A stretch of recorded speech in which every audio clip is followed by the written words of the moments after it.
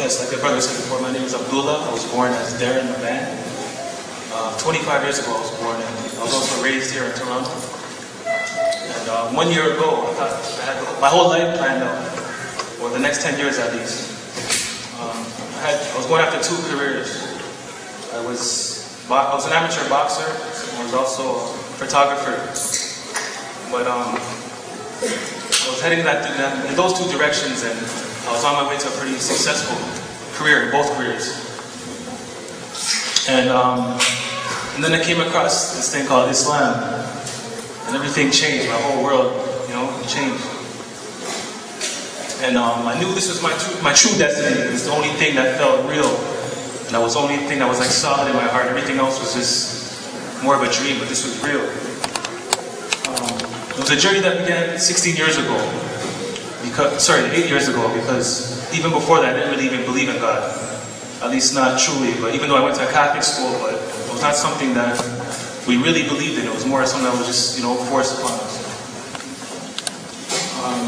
And like I said, 8 years ago was the first time I actually believed there was a real creator, because I was 16 years old. I used to get into a lot of trouble, and I ended up in jail one time as a youth. And the night before my sentencing, I was going before the judge, and the night before I was praying for the first time. I never really actually believed my prayers, but I thought this time, I have no one else to talk to, so I just prayed to my Creator. And I asked the Creator, to make the judge show some leniency on me, and just to believe that I was humble and I was remorseful, and that she should send me home to my family. So then the day of my sentencing, I went in front of the judge. I sat there nervously, and she actually said that she believed that I was remorseful, and she believed I was humble, and then she also sent me home to my family. So I thought, wow, it woke me up. I thought, here, my prayers are answered. So after that, I started taking life a little bit more seriously, and I thought I should try to make some effort to straighten myself up.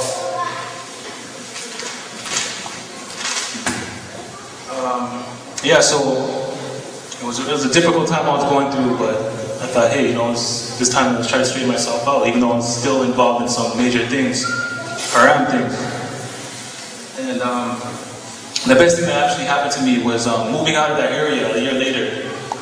And I ended up going to a new high school. I didn't know anybody, and this actually allowed me to concentrate on my studies and pull up my grade and stuff like that.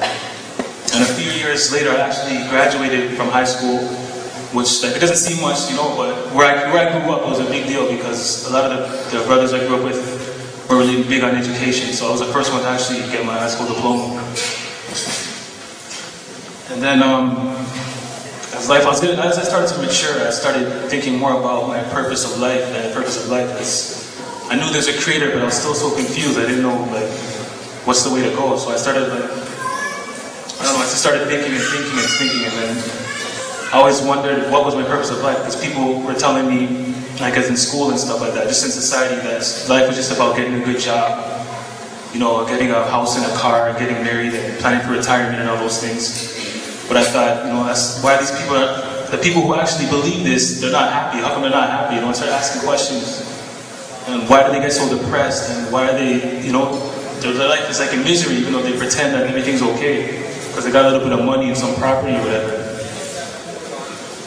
But I knew this wasn't my true destiny. I knew this wasn't the way I wanted my life to go. Surprisingly, one day I came back to my old neighborhood, and I found out some of the guys I grew up with actually accepted Islam.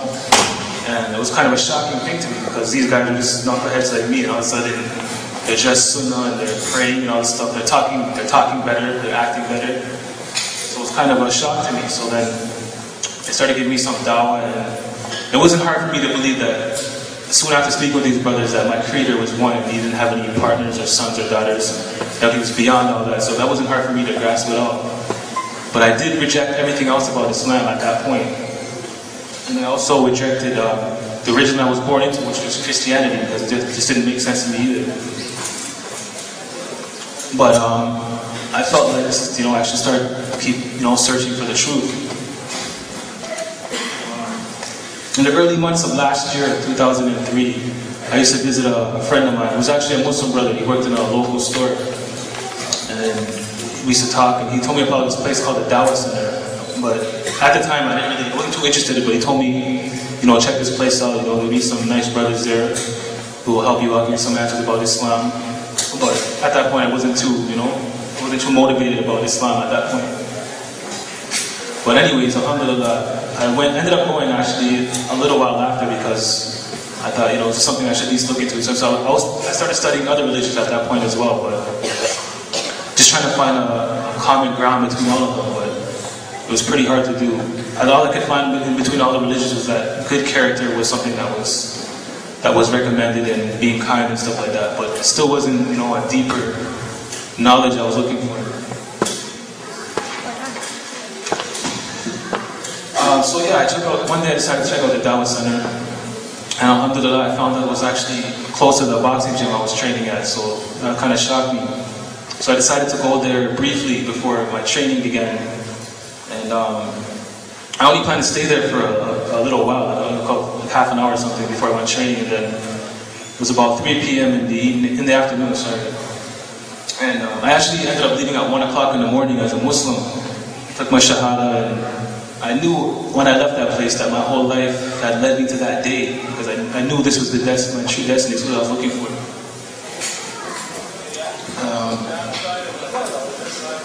Anyways, so I just knew, and I started to hang around Muslims. I started hanging around a new set of people now, and it began to change my character, because when I was boxing, I was hanging around totally different kind of people who were arrogant and who were all about just trying to get their own thing going, their personal gain and money, and their attitude was totally different. And then in the evening, I go to the musalla, and I'm hanging around Muslims now, and these brothers are humble and they're pious, and they're nice speaking, and they're talking about Allah. So then it's just like, wow, this makes more sense to me. This makes me feel better, So I ended up quitting boxing for a lot of other reasons, but the thing was, I found my home in Islam. This is what I want to pursue for the rest of my life.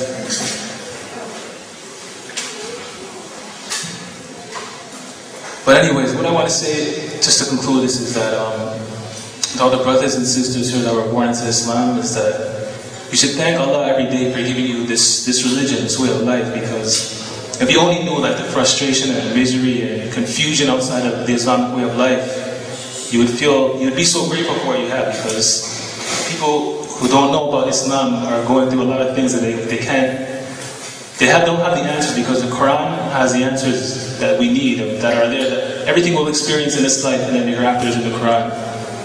And the thing with people who don't know about Islam are looking in the wrong places for the answers. So the Quran was revealed for all of mankind, so everybody should think about reading the Quran. Muslim or non-Muslim, this book is revealed for everybody, so it's something we should definitely make the effort to study. And basically, I never spoke in front of a crowd, so I'm kind of nervous, but I'm only here for Allah. And I hope, some people here, Muslims and non-Muslims, will, make the effort to read the Quran and study Islam, whether they're Muslim or non-Muslim, because this is the only truth we have on earth. It's the only thing that's going to guide us and give us some peace and contentment in our heart. Otherwise, we're just going to walk around in confusion for the rest of our lives, you know what I mean? So, assalamu alaikum. Wa alaikum salam. Takbir! Takbir! Takbir! May Allah reward you for taking the time and the effort to tell your story. And I know, I've been in the public circle for a few years, so I know in the beginning you can get very, very nervous to speak in front of people, hoping you don't make any mistakes, or it's not easy. One thing a brother pointed out to me, which was good, for the people who don't know the terms, when we speak of the term dawah, what we're speaking about, dawah represents explaining the message of Islam to people of other faiths. So when you hear us use the word dawah, when we say we're going to give dawah to the non-Muslims, it doesn't mean we're going to beat you up. So you have nothing to fear. It just means that we want to explain the message of Islam to non-Muslims, so that you can have the opportunity, as we did, to hear the correct message, and hopefully by the grace of Allah accept the message. The second thing, you hear a lot of people say, Takbir! And then you get scared, probably thinking we're going to attack you. No, this out that no, once again, it's not that we're going to attack you. We're saying who's the greatest, and then we're saying Allah's the greatest. Because as Muslims, I know some of us get caught up in it, but the true way of glorifying our, what we're doing is by giving all credit to Allah. So we try not to clap for human beings, because we try to praise Allah only, because we believe that He's the one who deserves all the credit in the end for all the good things we do. So that's two things. Jazakallah khair for pointing that out, because I think it's important you understand, because I know coming where I come from, I probably think I was under attack. But another thing is when we do pray in 10 minutes from now, we welcome all the non-Muslim people of different faiths, brothers and sisters. You're welcome to come upstairs and watch us pray. You're not offending us, you're not crossing any lines. The mosque is common sense. It's a community center for Muslims, and it's a place where you should feel free to come up and you can watch us pray.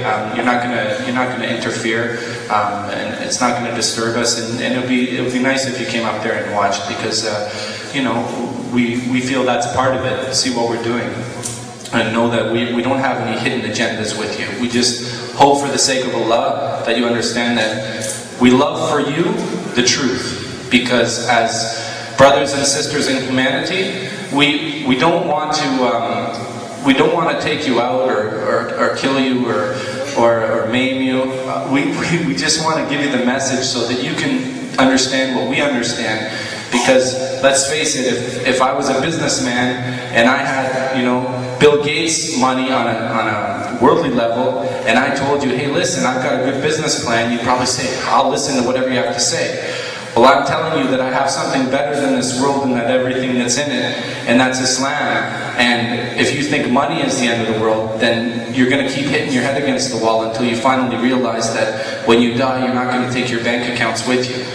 So, inshallah, when we look for the only everlasting thing in the world, which is God Himself, and we turn to Him, we'll realize that He's the one that can raise us again, as He brought us to life in the first place.